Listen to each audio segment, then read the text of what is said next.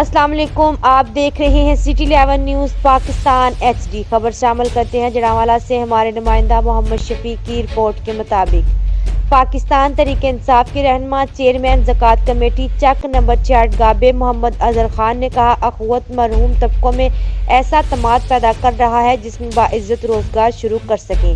یہ ادارہ جامع اور منظم تحریک کے ذریعے وطن عزیز سے بے روزگاری کے مستقل خاتمے کے لیے کوشاں ہے۔ ہم ڈاکٹر محمد امجد ثاقب کو سلام پیش کرتے ہیں۔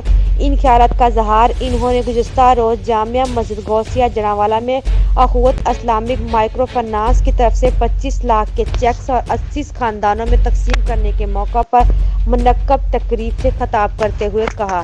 اس موقع پر ایریا مینیجر چودھری توقیر احمد گجر، جماعت اسلامی کے رہنما doctor Saeed Ahmed Chaudhry, Riaz Ahmed principal special education Jaranwala, Chaudhry Muhammad Akram Gujjar chairman امن کمیٹی پنجاب اور دیگر موجود تھے۔